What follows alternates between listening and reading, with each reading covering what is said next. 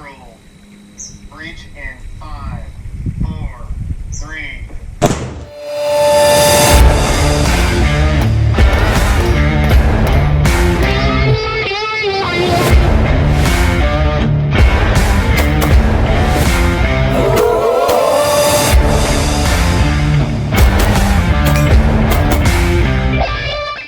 What's up, guys? I'm Uncle Freedom, coming to you on another glorious and well-deserved day off, and we're going to look at another installment of the Minutemen Layout series, and that is Concealed Carry.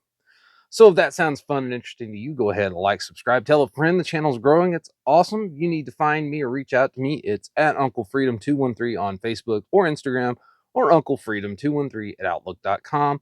If you want to support the channel, take a look in the description box down below. I will have a link that goes to my Linktree account where you will find all of the affiliates of the channel, people like Gun Mag Warehouse, Dark Angel Medical, Coltac, 100 Concepts, Sportsman's Guide. Go over and check those guys out. If you were going to do it anyway, if you do it through those links, it helps the channel, and I appreciate it. So, concealed carry. Why would you ever concealed carry in a Minutemen world? So I think we should clarify something so people understand kind of where this comes from, because I don't think people do. We are talking about the Minutemen scenario. That means that most assuredly shit has in fact hit the fan. You are now living in a world without law, and the world as you knew it no longer exists. That would be where the Minutemen scenario would actually come into play. If that is not how you've looked at this ever in your life, you are doing it wrong. In no scenario ever that you would be forced into a Minutemen situation does this country exist in the realm that it existed in before. That means all of that stuff, government subsidies, all this crap, crops, all this stuff. Remember, they control the big stuff like gas and stuff like that. That would all no longer really be an option. And you would have to be in a SHTF scenario in addition to being a Minuteman. So there's a brain warp for you if you haven't thought about it. But why would you conceal? Well, let's say you were doing urban reconnaissance, or you had done a guerrilla tactic of some kind and you needed to go verify or look at something, and you found yourself needing to not look overt. Now, in the modern society and modern world, I don't think if you wear this, you're going to get killed in the streets. I don't think so. This is actually a concealment holster, believe it or not, but it is an overt situation. This is an outside the waistband holster. But being able to conceal the firearm on your person, I've advocated this in the preparedness videos as well, gives you a distinct advantage, which is nobody knows you have it. And if you're doing it right, nobody knows you have it unless you show them. Weapons are felt, not seen. Get where I'm going with this.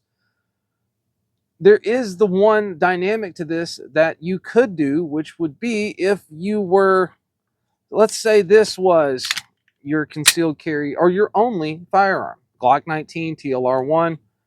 Nobody says I can't run this on my battle belt. And then if the situation arose to which I needed to be covert, I pull my holster out of my pocket, my bag, and I insert my gun in the front of my pants. Nobody said that that can't be the scenario that takes place. Maybe you want a dedicated firearm like this guy, right? So this is my Glock 48 MOS. If you've been around the channel for any time, you've seen it. Vortex Defender, CCW, TLR7 sub, Tyrant CNC for all the cool stuff on there. I like this gun. Runs in a sidecar. The only pitfall of this is 10-round mags. So I'll go to the next part of this, which is, so that's why you want to conceal, right? There's nothing that will ever beat running concealment if you don't need to be seen. Now, the next part of this is your caliber matters. But what's more important than your caliber is the bullet you've decided to run. And this is going to make somebody incredibly mad. And that's okay. So, for those of you that have been around the channel for a very long time, you know that I do a lot of ballistics stuff. I love ballistics. I'm a multi-time graduate of the Evolution of Ballistics courses through Hornady. I've been through ballistics classes with Sierra. I test ammo. I love it. I was testing ammo well over a decade ago. Never was going to do YouTube. I just was curious because I'm a ballistics nerd. And I learned things, and I'll leave a link up here to things like the benchtop ballistics, handgun bullet considerations. That's really cool if you want an in-depth dive as to how and what bullets are, why they work, and what we choose in a handgun. And then I can leave one to my top 10 defensive ammos that I've found through testing. Now, before somebody angrily screams at the keyboard that there's no video of your test, again, I never intended to do this. This is just a decade's worth of knowledge that I've got from doing tests that I'm sharing with you. So don't take my advice. Take my advice. Totally up to you. I don't really care, but yelling at me in the comments isn't going to help that. So, and when I say the type around, what do I mean? Well, the good old argument that we've all heard like 150 times. Hollow point ball. It's good enough for the military. It's good enough for me. No, it's not. This is a target round. This is made to shoot steel targets and paper targets. That's what this is for. This is for training. Hollow points are made for defense. Now, I know, right? Military, and I've heard people say the military doesn't carry hollow points because of the Geneva Convention. That is not true. It's actually the Hague Convention of 1899. So, history lesson for those of you that didn't know. The Hague Convention of 1899 stipulated, and it was in response to the Dum Dum round, which was made by Dum Dum Arsenal close to Calcutta, India, for the British 303 round. It was an expanding soft-pointed projectile, or expanding hollow-point projectile for the 303 British rifle. It was determined by the Hague Convention, and it prohibited the use of bullets that expand or flatten inside of the body in international warfare. That's where all of this comes from. And actually, you want to be truthful about it, the U.S. government never signed on or was, for the ratification or anything like that. So technically, we don't have to abide by it, but we do as a rule of warfare. But that's where that actually comes from. Now, I have another theory as to the reason why the military, the U.S. military, has decided that they would never really use expanding ammunition. Now, somebody's going to say, well, the Mark 262 is a hollow point. That's a boat tail match bullet. Hollow point doesn't do the same thing. It is not made to expand at all. That's not how, again, benchtop ballistics, rifle bullet stuff. You can go watch about why that exists the way it exists if you're curious. But they don't expand. But one of the primary reasons, and I've always believed this, that the military runs ball ammunition for everything is because the government is inherently cheap and the logistics train required to create and provide a secondary type of ammunition specific for warfare is immense and a pain in the ass. And you would have zero differences, you would have performance differences, and you would have shooting differences between the rounds. And what that would mean would be is that for most of the higher speed guys that like to shoot and get into this, they would actually be okay. Some NCOs that really like it would be okay. But your average dirtbag NCO who's just riding out the remainder of his contract because he's on his third divorce and he's just sick of this crap, and Private Snuffy who has no idea what's going on is not going to get trained on it, and they're going to be ineffective. Again, lowest common denominator. If you've never been in the military, you don't know. I'm telling you, there are guys in the infantry that are too stupid to put bullets inside of a 249 the right direction at all. Like, it happens. You see them put it backwards. You see it, brass to the sky. Like, it's dumb, right? It happens. Lowest common denominator. And that's one of the big reasons that the U.S. government only uses ball ammo, because it's easier. And for those of you that think that that's BS, let me give you an anecdote to this. So once upon a time in my life, I was issued an M110 SAS, which is an excellent system. It's an SR-25 rifle from Knight's Armament with a really cool, super ultra long suppressor that fired a 308. The rifle itself, along with the M24 sniper weapon system, was actually designed to shoot the 175 grain Sierra Match King, otherwise known as the M118 LR.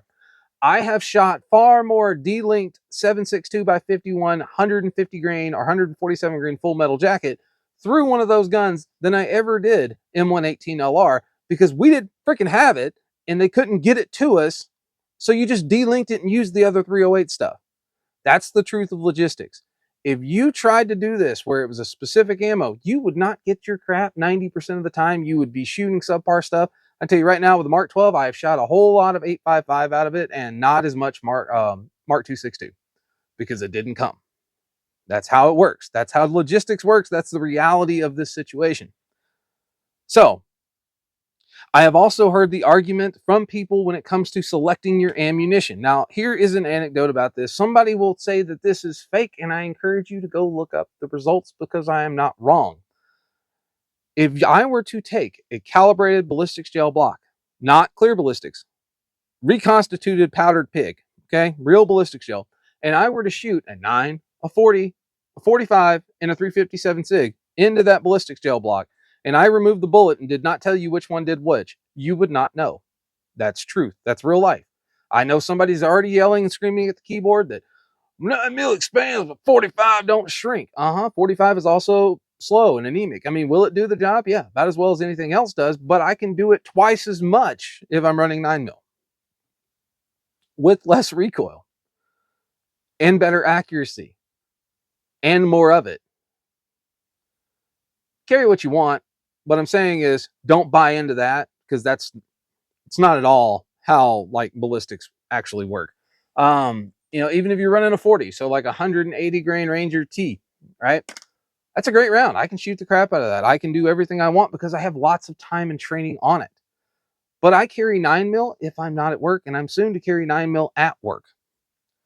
But I will tell you, 9, 40, 45, 357 SIG, if I take the bullets out of the block and I don't tell you, you will never get which one is which because you can't tell. Because ballistic science and technology has improved to such a point that we have effectively closed the gap completely between the diameter of a 45 before hitting the gel and a 9mm after it hits the gel. We have created the same freaking wounding characteristics from 9mm to 45. You're welcome. That's what we wanted, right? Not like arguments are all invalid for this stuff. It personally comes down to personal preference and what you want to carry. But there's never going to be a reason for you to carry ball ammo. Sorry, there's not. I have also heard people with the argument to me for concealed carry that, well, I don't need barrier performance. I think you're wrong because you're thinking about a context that will no longer exist if you are now in the context that we're doing this video about. You're right. In the normal world that we live in today, where everything still works normal, you shooting through a car windshield, pretty low priority. Shooting through a wall, pretty low priority. But if suddenly we found ourselves in a world without rule of law, and we found ourselves having to engage through barriers, it would stand to reason you would want a barrier round, something with better penetration.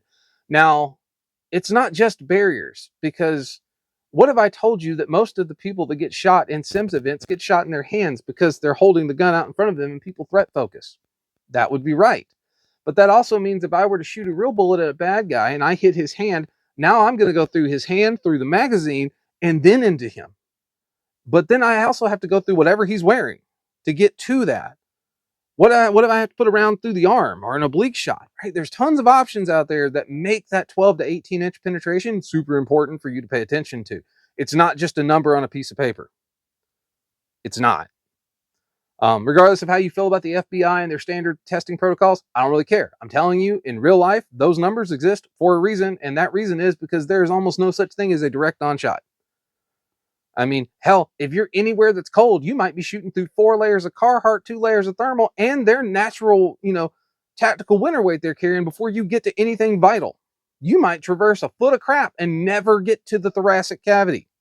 Food for thought. So, modern technology advancements in bullet design and propellants have effectively closed the gap between 9 to 45. It's not even an argument anymore. I wish people would stop doing that and just realize we're all gun people and sing kumbaya.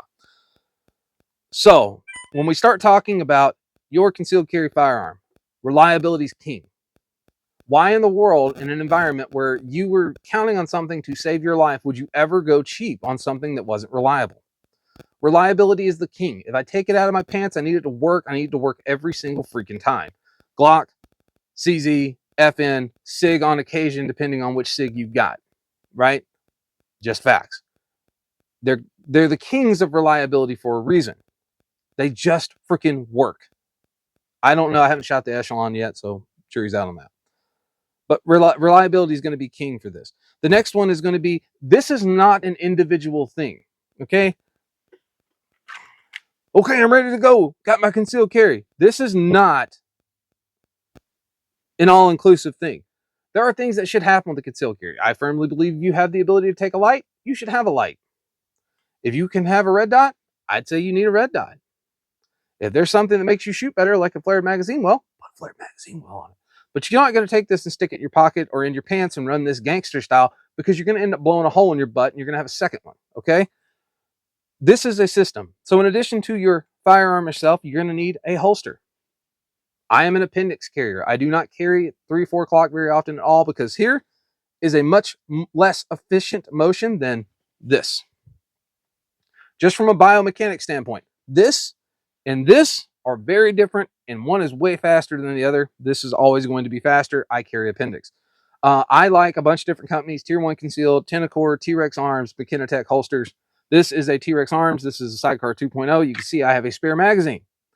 As a part of my concealed carry system, I will always have a spare magazine, because the vast majority of your failures in a firearm system are due to the feeding device. It's just how it is.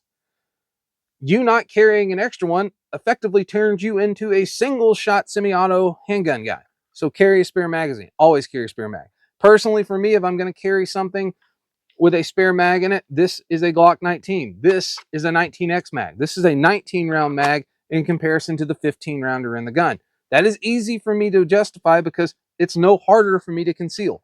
I will always have an extended magazine for my secondary if it is available to me. So when I say you should pick your ammo, personally for me, I will tell you the ammo I use. And if you think I'm kidding, money where your mouth is, here's the Glock 19 mag. There is 135 grain plus P critical duty.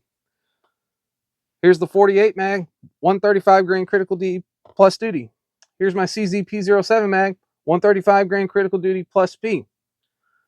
I know the 124 gets a lot of stuff, because 124 was the option for a long time. Now here's the thing: if you buy original gold dots, Ranger T, HST, you are fine. I promise. You're okay.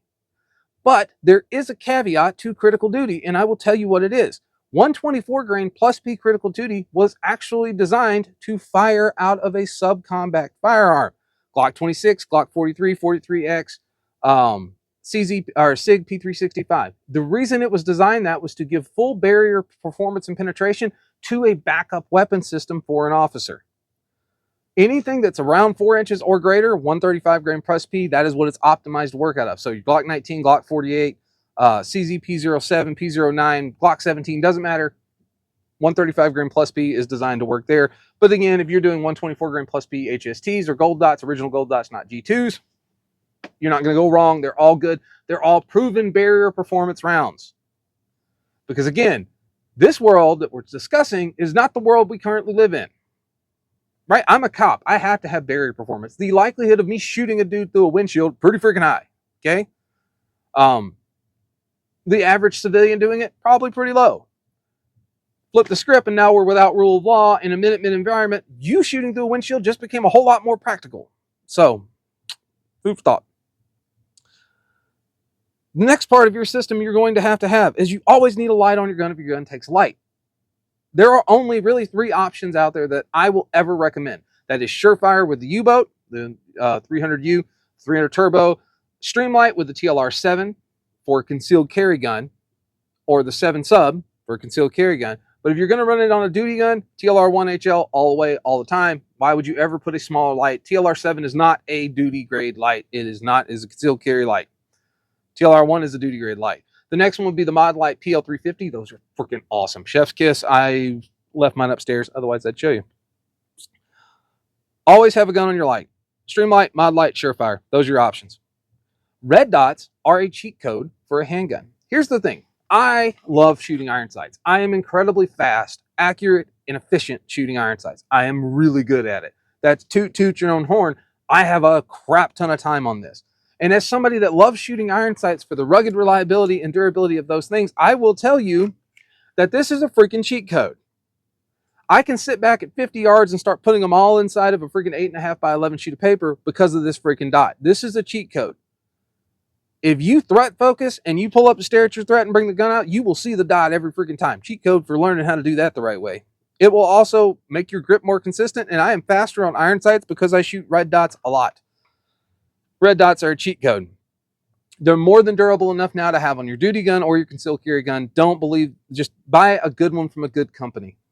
If you want advice, message me.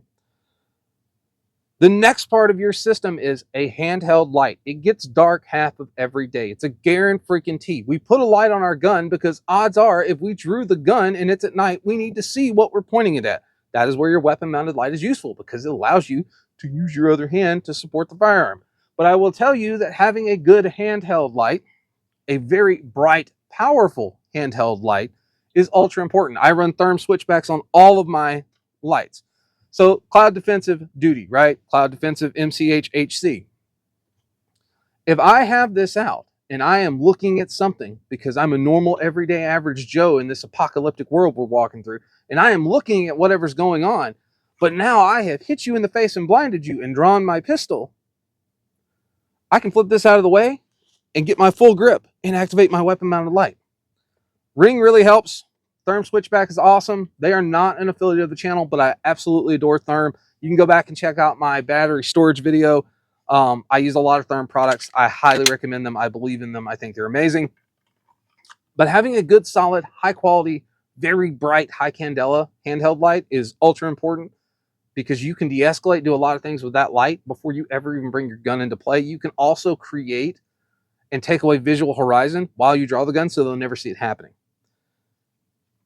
Next part of your thing is your holster matters. Uncle Mike's is where you go to have your Thanksgiving after dinner cocktail. It is not a freaking holster company. Buy your holsters from a reputable manufacturer. Tenacor, Tier 1 Concealment, T-Rex Arms, McKenna Tech holsters. Those are the guys I run, I like, I use. Okay?